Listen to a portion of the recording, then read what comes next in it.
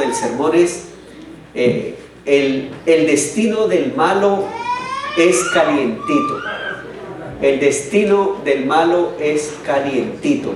Y algunas personas hasta ahora están llegando a nuestra iglesia en esta mañana y queremos contarle que el título del sermón es un tanto coloquial, sobre todo porque el tema que vamos a hablar es de unos niveles teológicos a veces un poco profundos y no muy entendibles, y también no solamente no muy entendibles, sino con diversidad de interpretaciones. Y quise colocar un título un tanto coloquial, amable y atractivo, que nos llame el interés de qué se trata.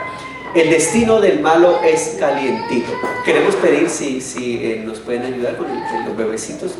Hay un lugar donde los podemos atender. Este es el tercer sermón de una serie de sermones. Que la línea general de los sermones es que, mire, hablar del evangelio es urgente. El evangelismo es una urgencia. El evangelismo es una urgencia. El primer sermón, hace 15 días, el título era: si no hablas, los dos morirán. Si no hablas, los dos morirán. La idea de este sermón, hace 15 días, es que el Señor nos ha dado a nosotros la posibilidad y el privilegio de poder compartir el evangelio, de poder hablar a otros, y que no solamente nos ha dado el privilegio, sino la tremenda responsabilidad. Jeremías, en la cual fue basado este sermón, nos decía que si tú le hablas al que está perdido y él no acepta el evangelio, pues la responsabilidad es de él, y finalmente él va a ser castigado. Pero si tú no le hablas y él se condena, si tú no le hablas, también la responsabilidad será nuestra. Y el Señor dice: demandaré su sangre de vosotros. Así que en ese sermón vimos que hay una tremenda responsabilidad de poder comunicar la verdad del evangelio. Finalizando el sermón en esa ocasión dijimos: así, si no hablan, los dos morirán. También la palabra del Señor nos dice que si hablamos, nosotros podemos llevar y ser portadores de bendición. Si tú hablas, es posible que muchos puedan ser salvos. El evangelismo es una urgencia, también lo hablamos el domingo pasado, a la luz del tema: Él vuelve y vuelve pronto. El domingo pasado hablamos de entender que la segunda venida de Jesucristo es una verdad, no es una falacia, no es un cuento. La Biblia, la palabra del Señor, fundamento de nuestra fe, nos enseña la verdad de la segunda venida de Jesucristo. Hoy en muchos púlpitos se ha dejado de hablar de la segunda venida de Jesucristo. Y el domingo pasado hablamos que casi que el último mensaje, el último aviso que el texto bíblico nos enseña, el último mensaje de la revelación justamente es que Él vuelve, que Él regresa, que Él está viniendo. El libro de Apocalipsis, capítulo 22, versículo 20, justamente daba ese anuncio. El Señor decía: el resucitado decía, el que da testimonio de todas estas cosas, dice: sí, vengo pronto, amén. Y entonces el que estaba viendo esa visión respondía y decía: ven, Señor Jesús. Es decir, el resucitado el domingo pasado nos decía: miren, no crean que no voy a ir, yo el resucitado doy testimonio que voy. El domingo pasado vimos que entonces la segunda venida de Jesús también nos indica que es el fin, el límite de un tiempo de gracia. El domingo pasado vimos que después de la venida de Jesús ya no hay más chance. Por esa razón es urgente. Si Él está viniendo, si Él ha dicho, el resucitado que viene, es profundamente urgente. Si después que Él llegase las oportunidades se acaban, es absolutamente necesario que en nosotros brote esa pasión por predicar la palabra del Señor. Esa realidad de la venida de Jesucristo es una realidad de dos caras. Es una realidad que tiene dos sentidos. En primer lugar, la venida de Cristo para el cristiano y para el que está agarrado de Dios y de la gracia de Dios es un evento de esperanza, de gozo y de regocijo. Por eso el misionario decía: ven, Señor Jesús, Qué delicioso es poder estar contigo y disfrutar de tu presencia por toda la eternidad. Pero para el impío, para el que no está en la gracia del Señor o no ha aceptado esa gracia, definitivamente ya no habrá más chance. Uno de los textos que me acuerdo que vimos el domingo pasado es que el Señor dice que en esta segunda venida no vendrá para morir por más pecados. Y el domingo pasado vimos que Él ya no vendrá para morir en la cruz, vendrá como el Rey del universo, con fanfarria, y los ángeles del cielo anunciarán que viene el Rey del universo. En esta mañana, y en esa misma línea de que, mire, quiero que sintamos en el nombre del Señor como iglesia la urgencia de predicar el Evangelio. En primer lugar, si no hablamos, muchos van a morir. En segundo lugar, está muy cerca la venida del Señor, la palabra nos lo enseña. Pero en tercer lugar, es urgente predicar el Evangelio por lo siguiente: el destino de los malos, el destino de los que no han aceptado ni aceptan la obra de Cristo en la cruz, ya está determinado. Y está calientito. Está caliente. Cuando estamos hablando de que está calientito, vamos a hablar de un tema que a veces no se habla mucho en las iglesias, o que si se habla se manipula de una manera tal que lo que nos hace pensar es que es miedo y terror.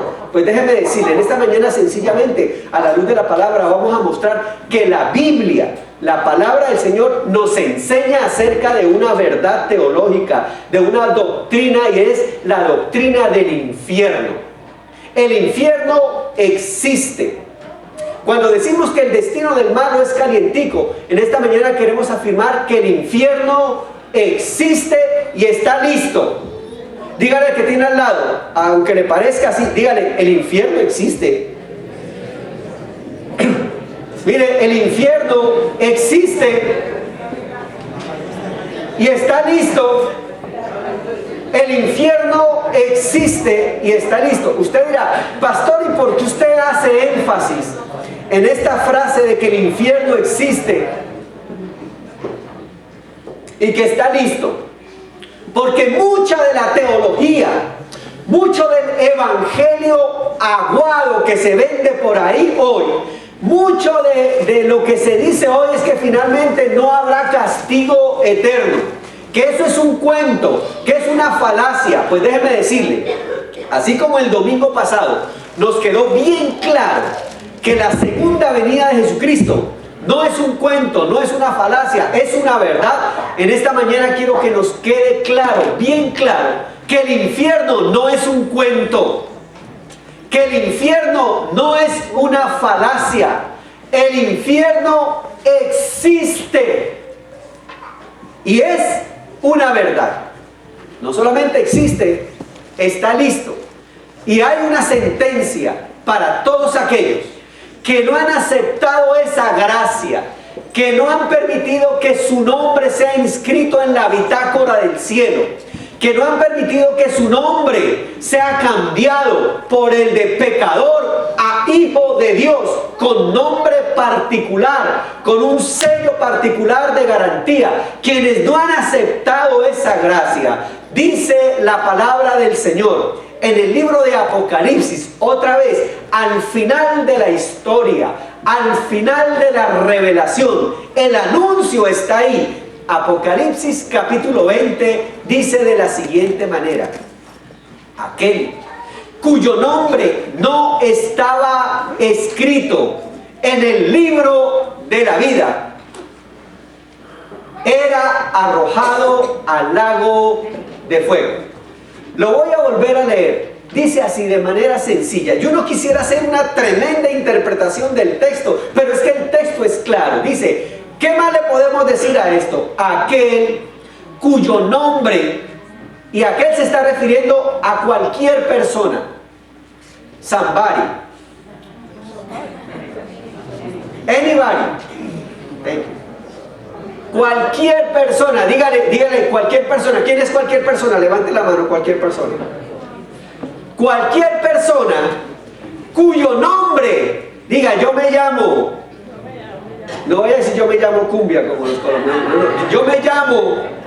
Aquel cuyo nombre particular no estaba escrito no estaba matriculado, no estaba registrado, si su nombre no está registrado en un libro que se llama el libro de la vida, que el libro de la vida es la bitácora del registro de todos aquellos que han aceptado lo que Jesús dijo: yo soy la resurrección y la vida, y todo aquel que aunque esté muerto, vivirá. Y todo el que no estaba escrito en el libro de la vida, entonces fue arrojado al lago de fuego. Hoy cantábamos: cuando allá se pase lista, a mi nombre yo feliz responderé. Yo no sé si en el cielo el llamado a lista va a ser de orden alfabético.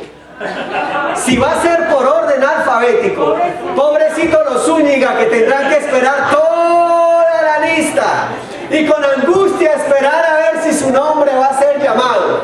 Pero gloria a Dios por los Alarcón, gloria a Dios por los que empiezan. No, los de Cabrera tienen que esperar un ratico. Yo voy después de los Cabrera, los Dávila, los Agüero van a decir aleluya, gloria a Dios.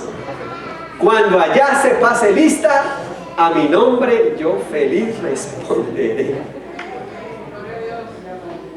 Yo creo que la mejor manera va a ser la siguiente: el Señor va a llamar de una manera especial a cada uno. Cuando allá se pase lista, a mi nombre yo feliz responderé. Pero miren, esto de hablar del infierno en un sermón, y no solamente en un sermón, hablar del infierno no es fácil. Este tema no es fácil. Es un tema difícil de aceptar, y le voy a dar varias razones por las cuales hoy la gente no acepta que se hable del infierno. ¿Por qué razón? Primero que todo porque hoy el pensamiento del mundo es un pensamiento relativo. Es decir, con ese pensamiento relativo, no todo es malo, y lo bueno no es tan bueno. Eso es lo que el mundo hoy piensa y lo que el mundo hoy dice. Con el alto relativismo, los valores absolutos, los valores que no cambian, empiezan a ser distorsionados. Y al empezar a cambiar los valores distorsionados, no hay razón para un castigo, porque como todo es relativo, todo debe ser tolerante. Y en aras de eso, como todo es relativo, todo ahora se acoge a la libre expresión de pensamiento y la libre expresión de la personalidad. Entonces, ese tipo de pensamiento, para el que piensa así, hablarle del infierno, que no tiene claro el concepto de los valores absolutos en Dios, es ofensivo. Es ofensivo. Para los incrédulos es ofensivo y contradice el énfasis de la tolerancia y el potencial humano que domina el pensamiento posmoderno. Hoy por hoy, para el posmoderno no existe el infierno. ¿Por qué razón?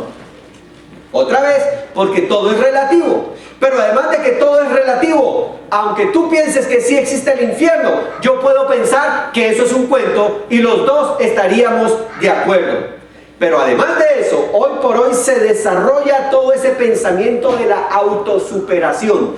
Es decir, no se trata de recibir la gracia de Dios, sino que usted puede ser bueno a través de la autosuperación. Y como usted puede ser bueno a través de la autosuperación, entonces no necesita ni de ningún castigo y no hay razón para que exista ese cuento del infierno. Así que para un gran sector de la gente, hablar del infierno resulta tonto, resulta absurdo y hasta ofensivo. No, ¿qué me viene usted a hablar del infierno? Eso es puro cuento, etcétera, etcétera. Pero por otro lado, es difícil hablar del tema del infierno, porque en una equivocada interpretación de la justicia de Dios, es difícil reconciliar la doctrina del infierno con la doctrina del amor y la gracia de Dios. ¿Qué estoy queriendo decir con esto? Es difícil para mucha gente que está aún en el ambiente religioso y en el ambiente de la teología considerar que exista un infierno y un castigo tan severo cuando el amor de Dios es tan inmensamente grande, cuando la gracia de Dios es tan grande y tan grande que finalmente Dios no va a castigar a nadie. Y surgen entonces movimientos como Creciendo en Gracia, salvos, siempre salvos, que un día tú aceptaste a Cristo y tú después puedes vivir como se te dé la gana, pensar lo que se te dé la gana, hacer lo que se te dé la gana, todo es relativo. Finalmente la gracia de Dios nos alcanzará y todos seremos salvos y nadie irá al infierno. Una interpretación equivocada de la justicia de Dios en relación al amor. Déjeme decirle, ninguno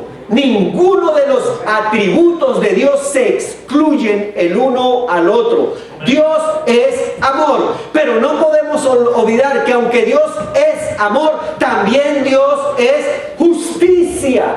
Es decir, ninguna de las atributos de Dios se excluyen el uno al otro. Y entonces por eso es difícil hablar acerca del infierno. Los unos porque es tonto, absurdo, relativo. Y los otros porque finalmente escondidos en una gracia donde aquí todos somos salvos, siempre salvos, no aceptan la idea del infierno. Entonces, la pregunta es, ¿por qué lado vamos? Pues justamente vamos por el lado en el cual nosotros siempre nos hemos parado y nos pararemos. ¿Qué nos enseña la Biblia? ¿Qué nos enseña la palabra del Señor en relación al infierno? ¿Qué enseña la Biblia en relación al infierno? Y entonces encontré algunas referencias del infierno en el Antiguo Testamento. Por favor, apunte estas citas, porque es importante que usted apunte esto. Alguien le preguntará acerca del infierno. Mire, el infierno en el Antiguo Testamento se presentaba de la siguiente manera. Escuche. La primera referencia que se tiene en relación al infierno, la primera palabra que refiere o que tiene que ver con el infierno es la palabra Seol. Seol. Seol quiere decir el mundo de los espíritus que han partido. El mundo de los espíritus que han partido. Yo quiero que por favor, si le es posible, abra por favor su Biblia en Deuteronomios capítulo 32. Libro de Deuteronomios capítulo 32, versículos 22. Me voy a permitir leer este texto en la versión Palabra de Dios para Todos. Cuando se refiere al Seol, la Reina Valera dice: porque se ha encendido el fuego de mi ira y arderá hasta las profundidades del Seol y devorará la tierra y sus frutos. En la versión Palabra de Dios para Todos dice: porque el fuego se ha encendido por mi ira y quemará el mundo de los muertos y destruirá la tierra y sus cosechas e incendiará las bases de las montañas. La primera referencia entonces tiene que ver con un lugar donde además de ese lugar habrá fuego. Repita conmigo: fuego. Fuego. Claro, Seol. La primera referencia es Seol. La segunda referencia en cuanto al Seol es que un día ese Seol, o ese lugar donde están los muertos, entregará a sus muertos, unos para vida eterna y otros para un dolor y una confusión eterna. Ese lugar de los muertos, ese lugar a donde van los muertos, un día, dice la Escritura, los entregará.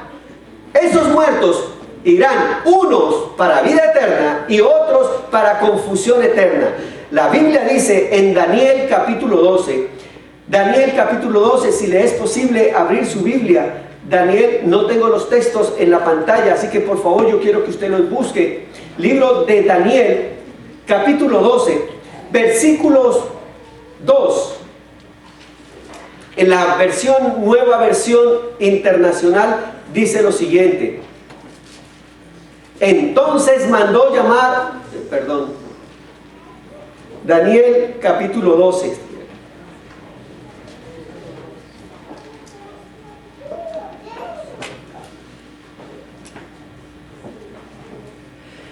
la gran cantidad de muertos. Muchos de los que duermen en el polvo de la tierra serán despertados. Unos para vida eterna, dice la Reina Valera, y otros para vergüenza y confusión eterna. Muchos de los que duermen en el polvo de la tierra serán despertados. Unos para vida eterna y otros para vergüenza y confusión perpetua. La versión Palabra de Dios para Todos lo dice de la siguiente manera: la gran cantidad de muertos que descansan debajo de la tierra se levantarán. Algunos irán a disfrutar de la vida eterna y otros pasarán vergüenza y serán despreciados para siempre. Ok, ese Seol, ese lugar de los muertos, hace referencia a que un día entregará a todos los muertos. Unos para felicidad eterna, pero otros para vergüenza y confusión eterna. En el Nuevo Testamento, la Biblia nos sigue hablando y nos sigue enseñando acerca del infierno. Otra vez, se utiliza la palabra Seol.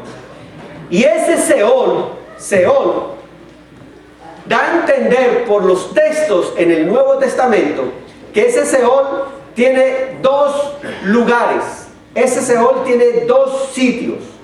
El primer sitio es un sitio donde descansan los justos. La Biblia lo llama el paraíso. En el Evangelio según San Lucas, en el Nuevo Testamento, vamos al siguiente slide. En el Evangelio según San Lucas, capítulo 23, verso 43, dice de la siguiente manera, lo voy a parafrasear. Es cuando el ladrón habla con Jesús. Y el ladrón le dice: Señor, acuérdate de mí cuando estés en tu reino. Y Jesús, de la boca de Jesús, ese hombre iba a morir, pero Jesús le dice: hoy estarás conmigo en el paraíso. Es decir, que en relación al Seol, parece que en el Seol la descripción que da el Nuevo Testamento es que hay dos sitios. Un sitio de gozo, de descanso, llamado paraíso según Lucas 23:43, otros lo llaman el lugar cerca a Abraham. La palabra seno de Abraham o lugar de Abraham es como el que está junto o con Abraham. Se utiliza en el Evangelio de Lucas capítulo 16 versos 22. La historia es que Jesús está narrando la parábola de Lázaro y el rico. Y dice que Lázaro murió y fue llevado al seno de Abraham, al lugar de descanso junto a Abraham. Pero que el rico también murió y fue llevado a un lugar de tormento, a un lugar de dolor llamado el Hades.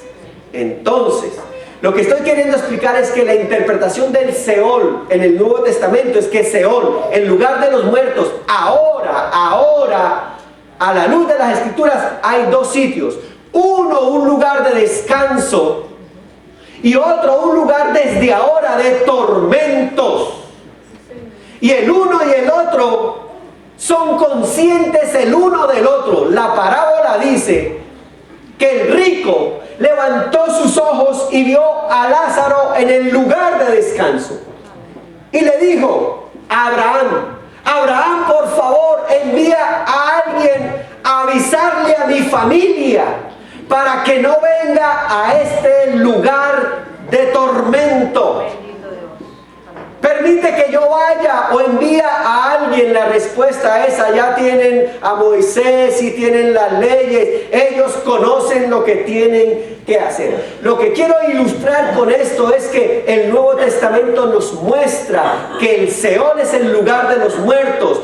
El Seol un día entregará a todos los muertos, los que están en el lugar de descanso y los que están desde ahora en un lugar de tormento, y los entregará, unos para gozo perpetuo y otros para sufrimiento perpetuo. No pierda de vista el título del sermón. El infierno existe. El infierno existe. ¿Cómo es que en la Biblia, y específicamente Jesús, utiliza el término infierno? En el Nuevo Testamento, la palabra que se usa más frecuentemente para la palabra infierno en griego es Gehenna. Gehenna. Gehenna. Es palabra griega. No estoy seguro si la estoy pronunciando de manera correcta, la estoy pronunciando tal como está escrito. Gehenna. ¿Qué era la Gehenna? Les voy a explicar qué era la Gehenna. La Gehenna era el lugar que quedaba en el valle de Hinnom. Era un lugar ubicado en el lado sur de Jerusalén. Ese lugar servía como basurero de la ciudad. Escuche, tenga en cuenta esto. Lugar que está fuera. Lugar que está excluido. Lugar de la basura. Lugar horrible, fuera de la ciudad. El basurero. Y en el tiempo de Jesús, ese lugar siempre estaba encendido quemando la basura. Ese lugar nunca se apagaba. Lugar donde el fuego continuamente estaba encendido. Eso era Gehenna. Así que cuando Jesús se refería al infierno, todo el mundo entendía lo que era el infierno. Un lugar de basura, de porquería. Un lugar donde el fuego nunca se apagaba. Cuando Jesús hacía referencia al Gehenna, al infierno, todo el mundo en el tiempo de Jesús entendía que sí, que eso no era un estado, como lo dicen hoy, un estado del alma, que no era un estado ahí extrasensorial, no, era un lugar específico, donde el fuego jamás se apagaría. Pero es interesante que el mismo Jesús hace una serie de descripciones de cómo es ese lugar, terrible. Jesús hace referencia acerca del infierno de la siguiente manera: un lugar donde el fuego no se apaga. Por favor, abra su Biblia en el libro de Marcos, en el capítulo 9, versículos 42 al 48. Evangelio según San Marcos, capítulo 9, versículos 42 al 48. Dice: a cualquiera que haga tropezar a uno de estos pequeñitos que crecen en mí, mejor le sería que se atara una piedra de molino al cuello y se le arrojara al mar. Si tu mano te es ocasión de caer, córtala, porque mejor te es entrar en la vida manco que teniendo dos manos e ir al infierno. ¿Aló? Y sigue diciendo: al fuego que no puede ser apagado, donde el gusano de ellos ni siquiera muere y el fuego nunca se apaga.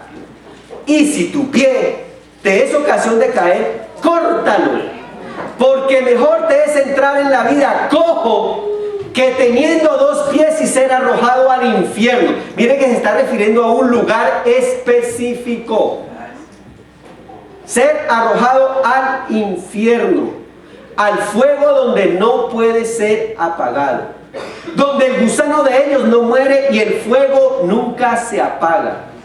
Y sigue diciendo el verso 47: si tu ojo te es ocasión de caer, sácalo, porque mejor es entrar al reino de Dios con un ojo que teniendo dos ojos y ser arrojado al infierno, donde el gusano de ellos no muere y el fuego nunca se apaga. Todos serán salados con fuego y todo sacrificio será salado con sal. Bueno, déjeme decir, ¿qué está diciendo todos esos versículos? Todos esos versículos está diciendo que el infierno existe.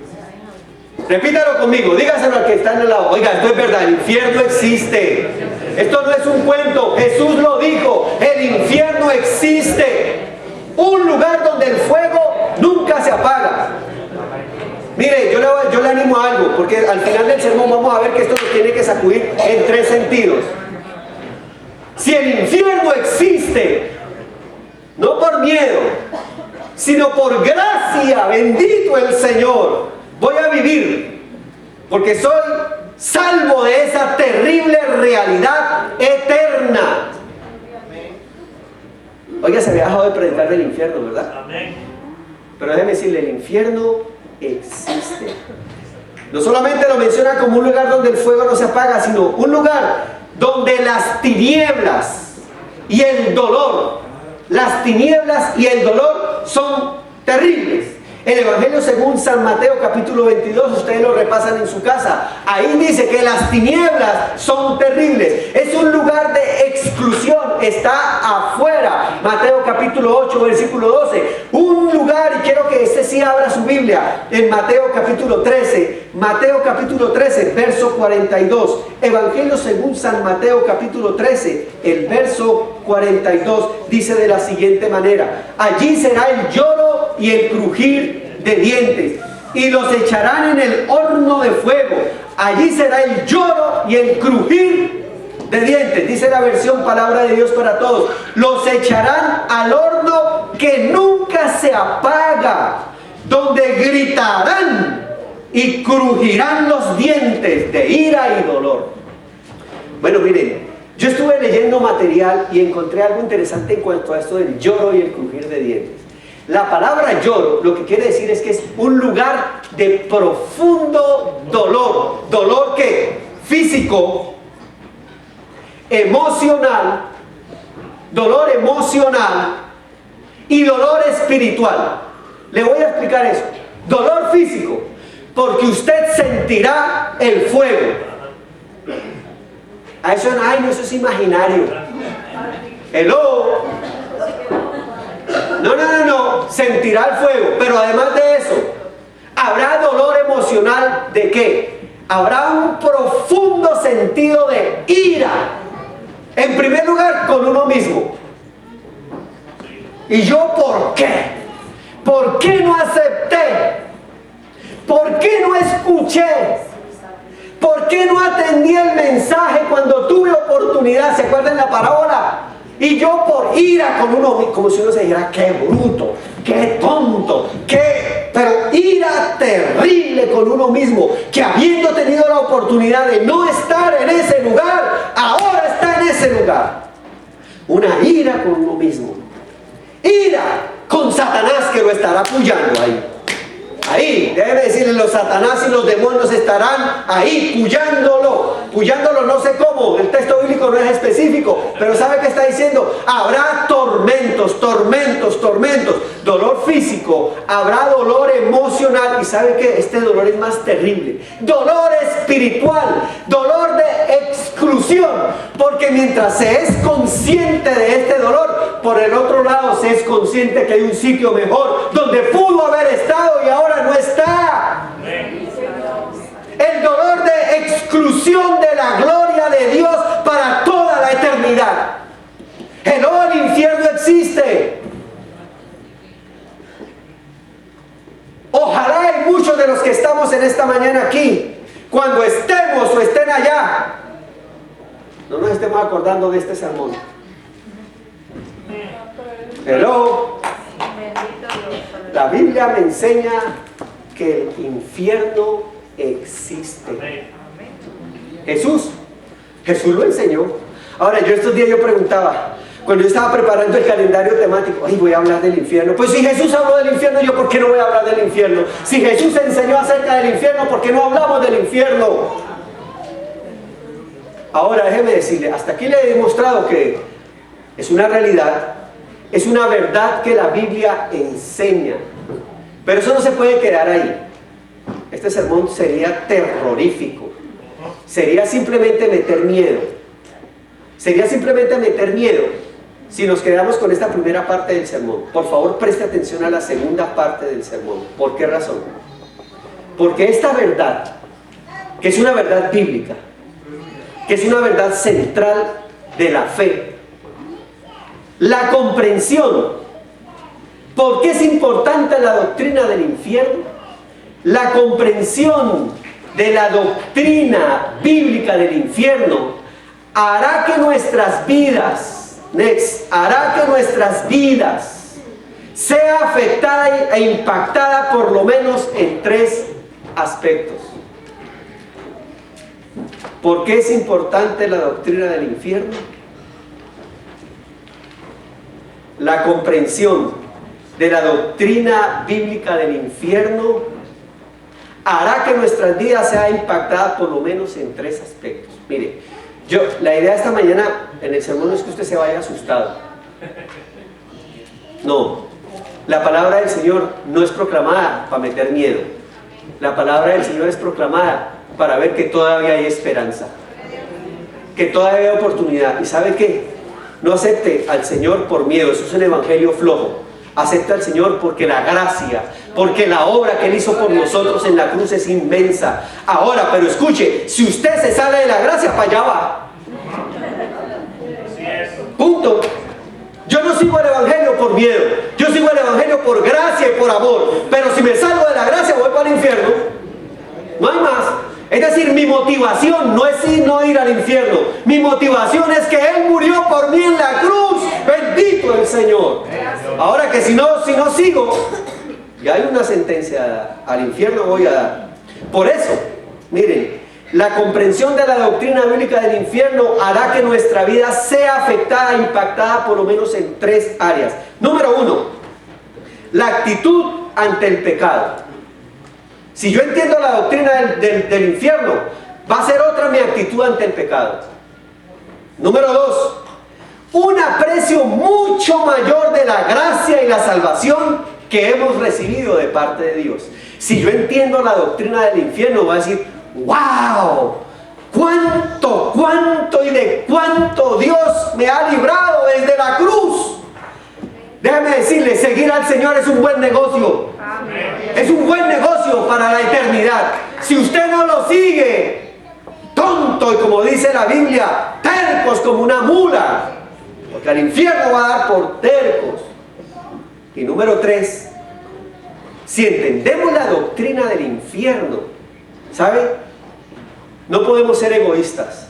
Y eso nos empujará a lo que venimos hablando, que evangelizar es urgente, que hablar del infierno, pero hablar de la gracia de Dios es urgente. El impulso urgente de la proclamación del evangelio. Y aquí quiero hacer énfasis en algo. Hay mucha gente que se queda hablando solamente de lo malo del infierno y se olvida de la gracia. Y hay gente que solamente habla de la gracia y se olvida del infierno. En esta mañana yo quiero presentar ese balance. La Biblia es central y es balanceada. Es necesario hablar del infierno a la luz de la gracia y la proclamación del evangelio de Jesucristo.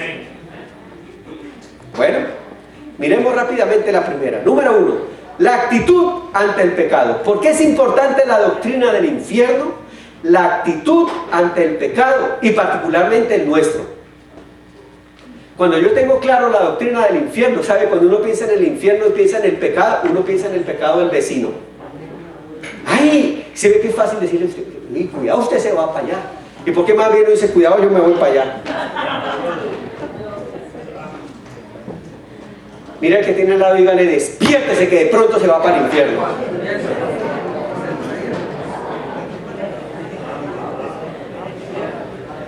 Cambiará la percepción del pecado. Ahora déjeme decirle algo. El pecado es pecado. Grande o pequeño. El pecado es pecado. Entonces, ¿a qué nos invita el texto bíblico si entendemos la doctrina del infierno?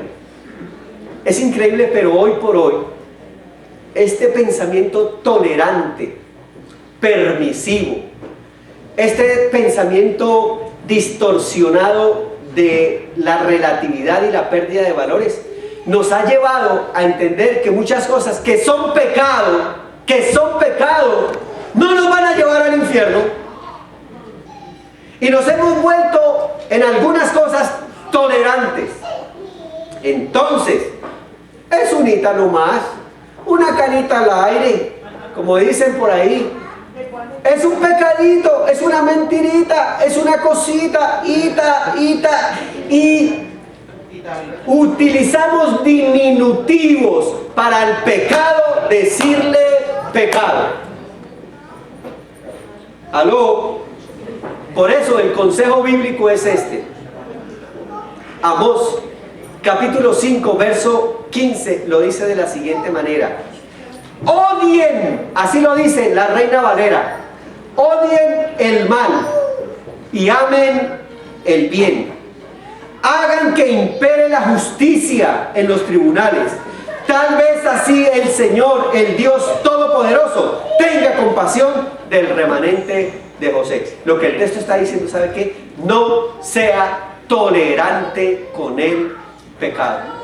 Y aquí yo quiero hacer un paréntesis.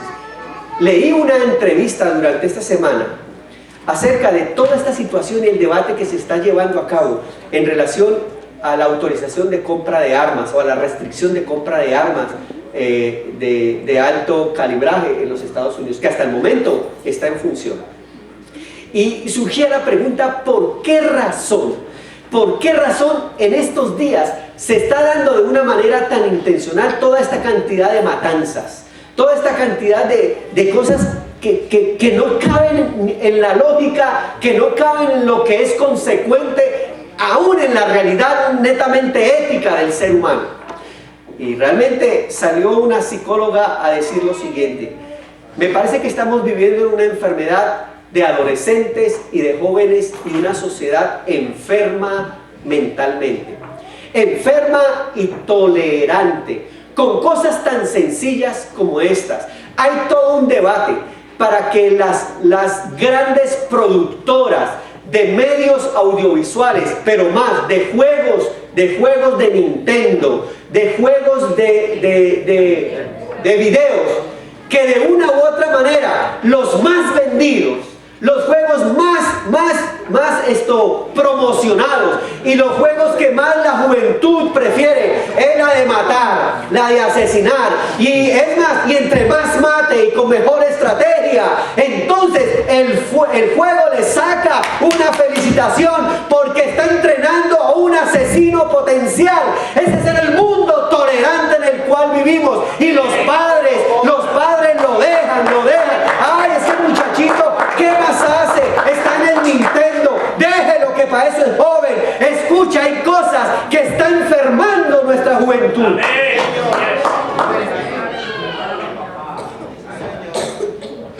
Conversaciones que no edifican, cosas que de alguna manera somos tolerantes, o cuando reemplazamos la gloria de Dios por gloria y cosas que no edifican. En la mañana de hoy y durante un tiempo, varios domingos, estoy teniendo un devocional particular con una de mis ovejas, y le compartí a mi oveja: la mejor estrategia para limpiar nuestra mente es la comunión con la bendita palabra del Señor. ¿Con qué limpiará el joven su camino? Con guardar su palabra. Pero hablábamos con nuestra hermana coordinadora de los jóvenes, que los jóvenes hoy lo que quieren es actividad, los jóvenes lo que quieren es funcionar. Es más, toca mantenerlos ocupados. Eso de que toca mantenerlos ocupados suena a entretención, en lugar de estar memorizando la bendita palabra del Señor.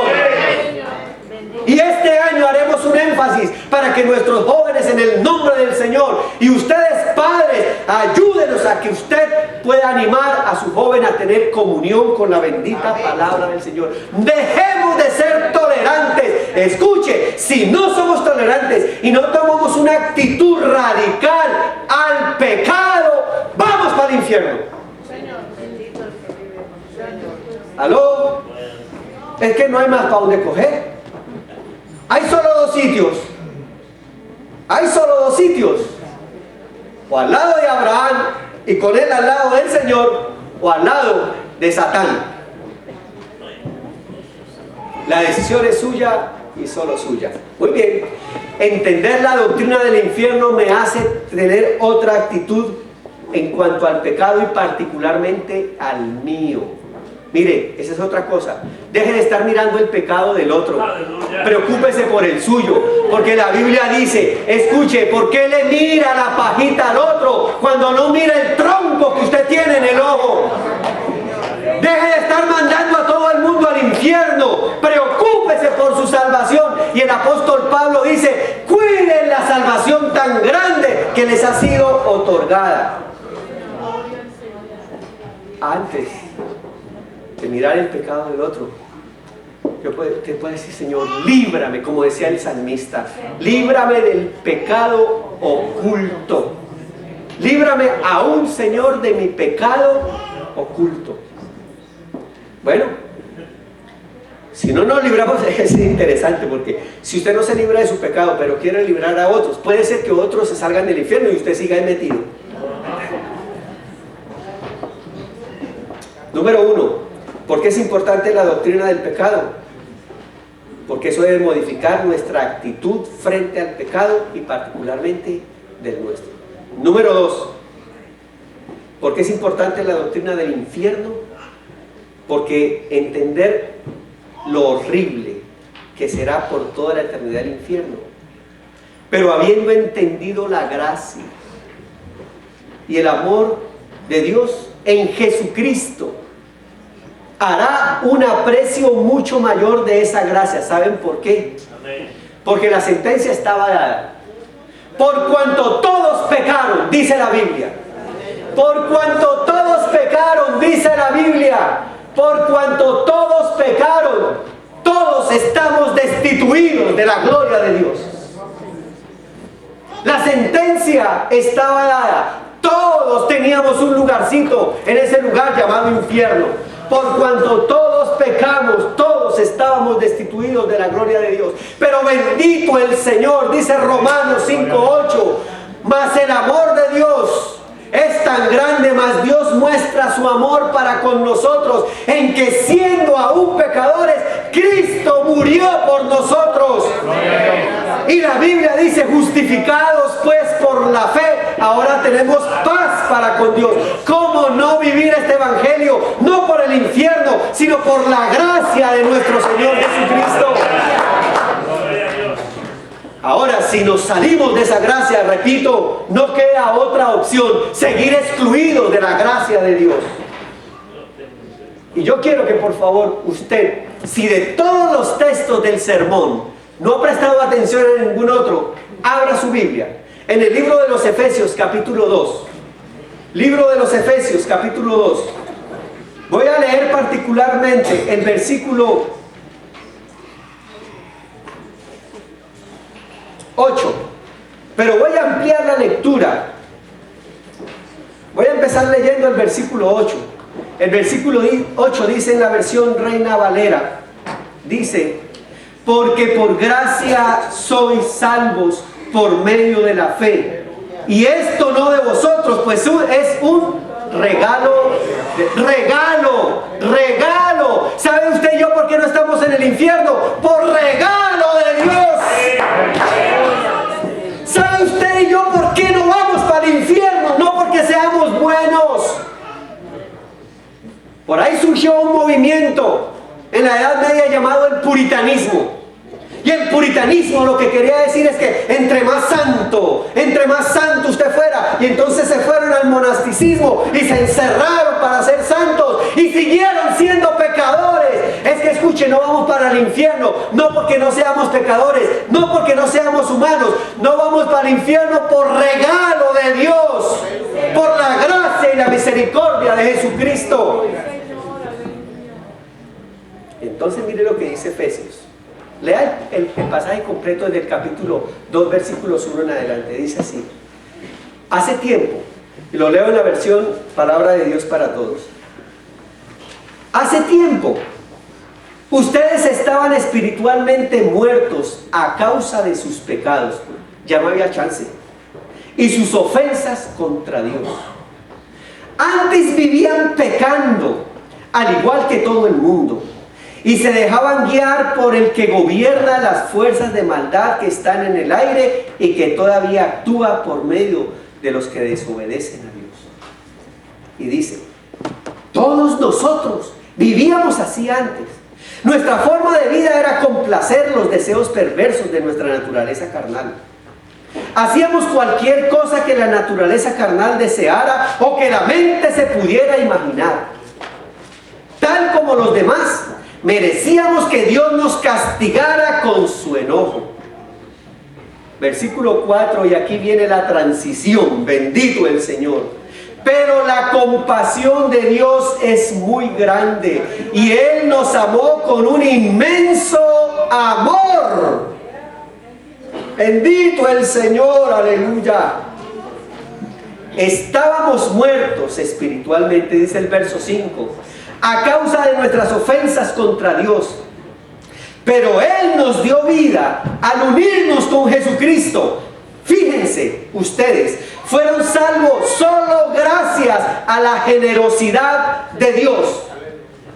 Él nos levantó de la muerte junto con Cristo y nos sentó junto a Él en el cielo. Gloria a Dios. Dios hizo esto, mire, Dios hizo esto para mostrar en el futuro su inmensa generosidad, siendo bondadoso con nosotros a través de Jesucristo.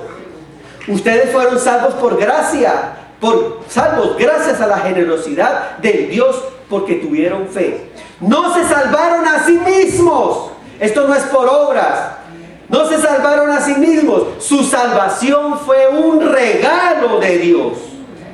La salvación no es algo que ustedes hayan conseguido, pues nadie puede decir que se salvó a sí mismo. Nosotros somos obra de Dios, creados en Jesucristo para realizar buenas obras que Dios ya planeó de antemano antes que nos ocupáramos en ellas. ¿Sabe? Cuando yo entiendo la doctrina del infierno, a mí no me interesa la doctrina del infierno, sabiendo que finalmente me mantengo agarrado de la gracia de Dios y que si aunque merecía ir al infierno, porque sigo siendo pecador, a través de Jesucristo he sido justificado. ¿Sabe por qué no voy al infierno? Porque es un regalo de Dios. Ahora, usted con un regalo puede hacer dos cosas: o usarlo o botarlo. O usa el regalo o no lo usa. O se pone el vestido de la gracia o queda al desnudo. Y quedando al desnudo no queda más que ir al lugar sentenciado, el infierno. En ese orden de ideas, y terminando nuestra tercera línea, ¿por qué es importante la doctrina del infierno? Oh Dios mío, número uno, ya sabemos. Número uno, eso debe cambiar nuestra actitud frente al pecado. Número dos, debo valorar mucho más el regalo y la gracia que el Señor hizo por mí. Pero número tres, sería supremamente egoísta y pecado, sabiendo que usted y yo tenemos la respuesta y la llave para que muchos no vayan al infierno y quedarnos con la llave guardada. Ayúdanos, Señor. Y quedarnos con la boca cerrada. Es por eso que Alfredo y Jennifer se van para Indonesia. Pero no solamente Alfredo y Jennifer se van para Indonesia. A ellos el Señor los llamó a Indonesia. El Señor te llamó a ti a Ceros. El Señor te llamó a ti al Strong. El Señor te llamó a ti al General. El Señor te llamó a ti a Ibero. El Señor te llamó a ti a la escuela donde estás trabajando. El Señor te puso en un vecindario. El Señor te llamó a Walmart. Ahí donde tú estás, eres agente de salvación. Y podemos evitar que mucha gente vaya a ese lugar horrendo por la eternidad.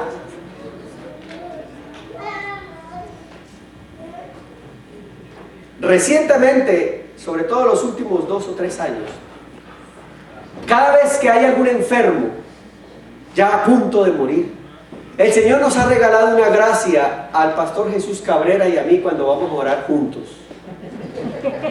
Pero nosotros hemos orado antes de entrar de la siguiente manera: Señor, este viejito ya está para irse.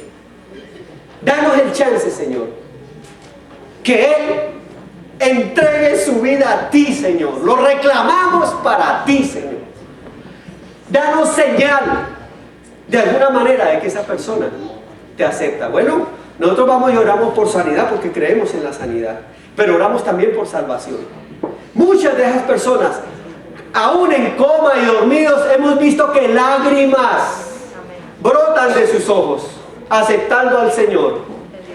Hemos tomado su mano y le decimos: Si tú entiendes que necesitas a Jesucristo y la salvación, dame una señal, aprieta mi mano. Y he sentido que muchos de esos viejitos apretan mi mano. Nos vamos del hospital y a los 2 días recibimos la llamada, se murió. Y nosotros dijimos, uno más para Cristo, uno más para Cristo, uno más para Cristo. Escuche, Dios nos llama al hospital, Dios nos llama a donde sea, para arrancarle a uno más al infierno. ¿Usted entiende eso?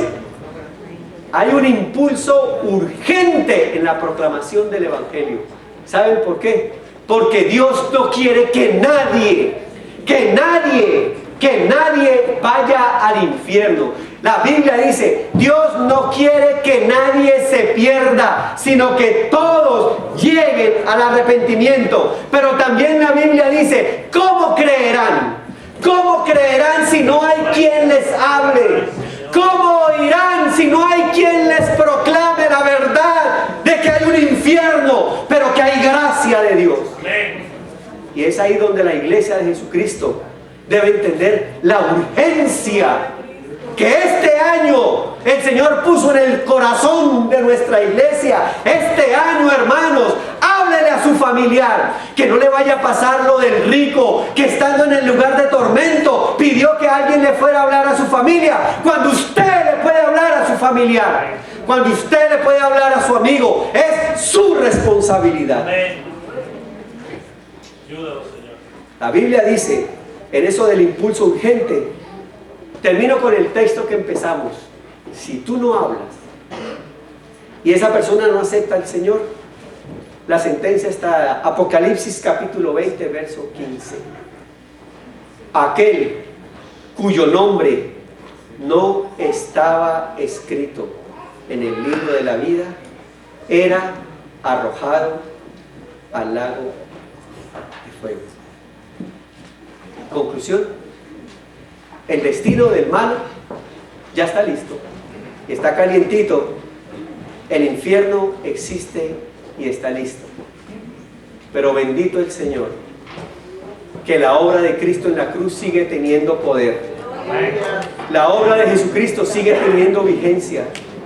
He aquí, yo estoy a la puerta y llamo. Si alguno oye mi voz y abre la puerta, yo entraré a él, cenaré con él y él conmigo. Bendito Evangelio de Jesucristo. Que así nos ayude el Señor.